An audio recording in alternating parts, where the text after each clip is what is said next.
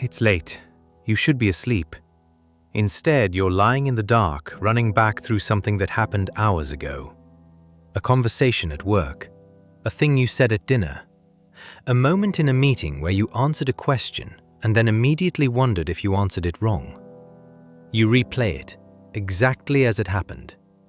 Then you replay the version where you said something different. Then the version where you said nothing at all. Then you start on what the other person might have meant by that particular pause before they responded. It's 1 a.m.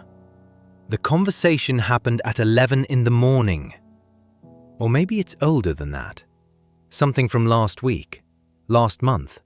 Something that should be finished by now, that you've already apologized for, or explained, or moved past. And yet here it is again, queued up, running on repeat, arriving precisely when your body needs to rest.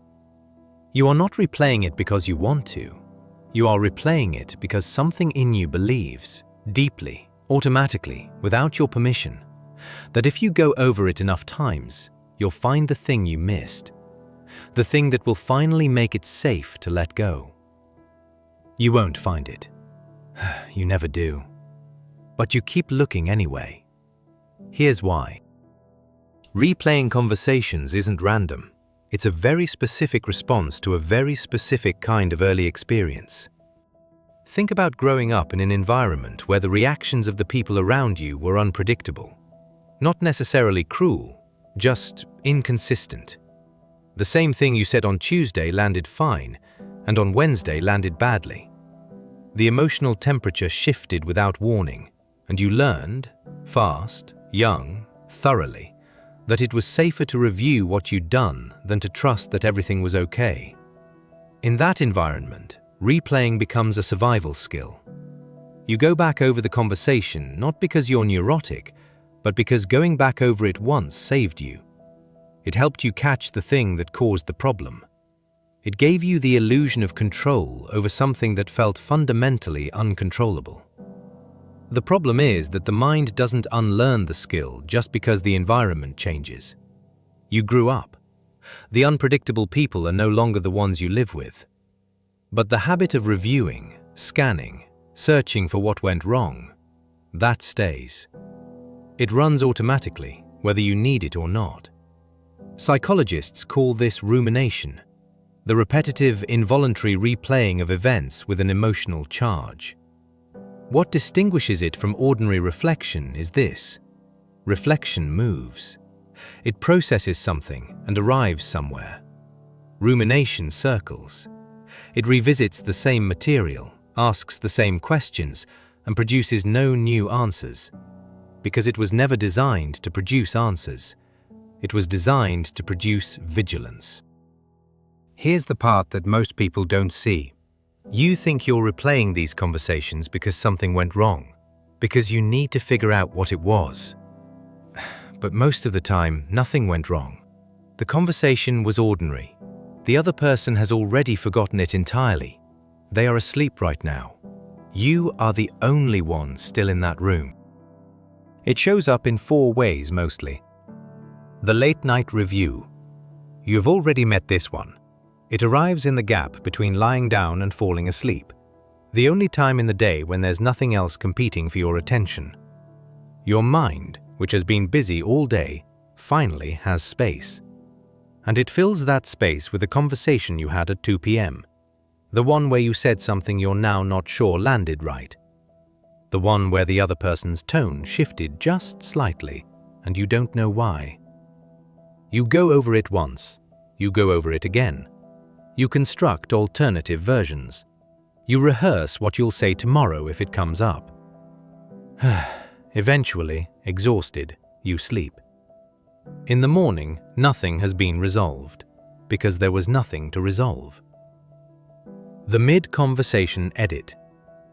You're in a conversation right now, still speaking, and simultaneously running a second track in your mind, reviewing what you just said 3 sentences ago, assessing how it landed, adjusting what you're about to say based on what you've decided you got wrong. You're not fully present. You're editing in real time. And the people you're talking to can sometimes feel it. that fraction of a delay, that slight quality of someone who is listening to themselves as much as to you. The apology that comes too late. Days after a conversation, you send a message. "Hey, I just wanted to check in about what I said the other day. I've been thinking about it, and I'm not sure it came out right." The other person doesn't know what you're referring to. They had to think for a moment to even remember the exchange. For them, it was unremarkable. For you, it has been running on a loop for 72 hours. The conversations you replay the most are often the ones the other person has completely forgotten. That gap between the weight it carries for you and the weight it carries for them is itself a clue. It tells you that what you're processing isn't really about the conversation. It never was. The one you can't let go of. This one is different from the others. It's not recent. It might be months old, years old.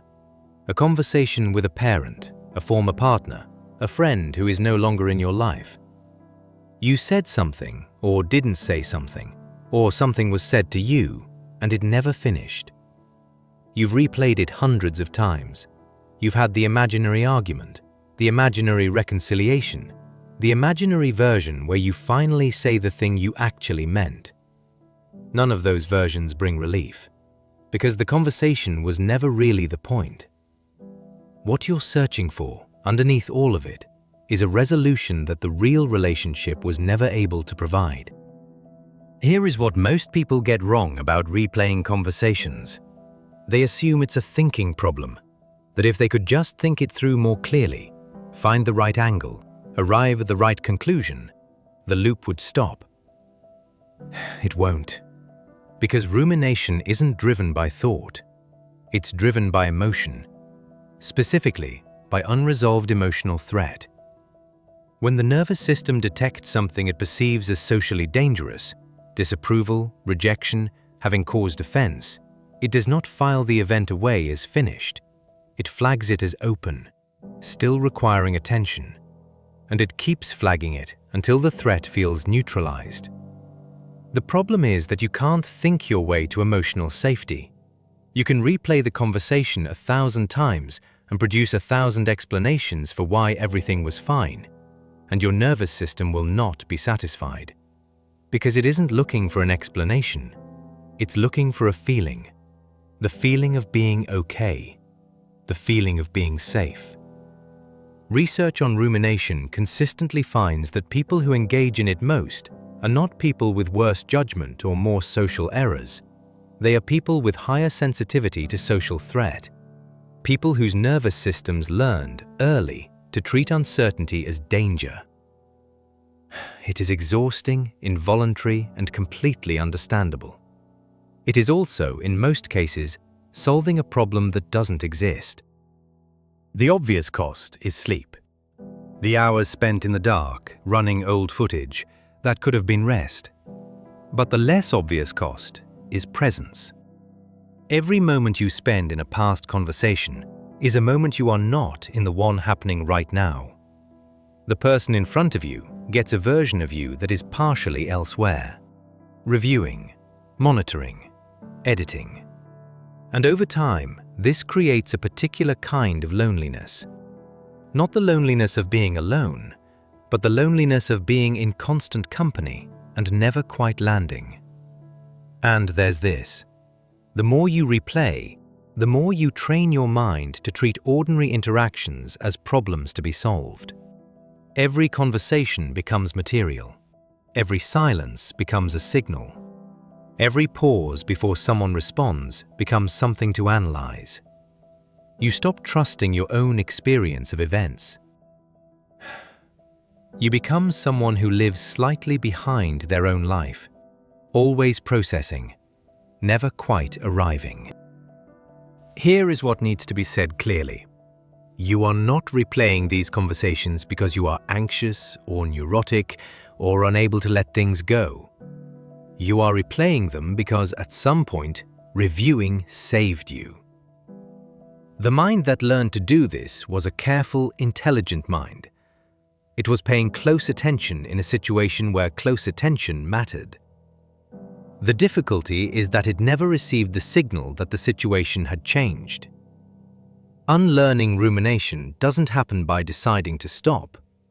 It happens by slowly, repeatedly, giving your nervous system a different kind of evidence. By finishing conversations and letting them be finished. By noticing the urge to review and asking yourself something different. Most people, when they catch themselves replaying a conversation, ask, "What did I miss? What did I get wrong? What should I have said?" Try asking something else instead. What am I trying to protect myself from? That question goes somewhere. Because underneath almost every replayed conversation, there's a fear. Of having been too much or not enough. Of having damaged something. Of not being okay in that relationship anymore.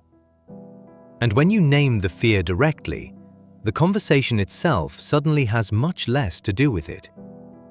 The answer to, "What am I trying to protect myself from?" is almost always far more honest and far more useful than anything you'll find by replaying the scene one more time.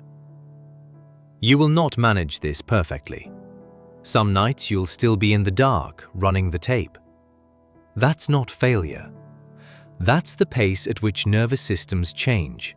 Slowly, unevenly, but genuinely.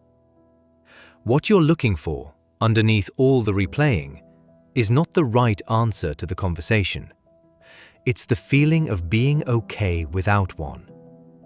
That feeling is available to you. It was always going to take a different path to find it than the one you've been taking. If there's a conversation you've been replaying for a long time, one that still hasn't finished, leave it in the comments. I read every one. And if this is the kind of content that helps you understand yourself a little better, subscribe.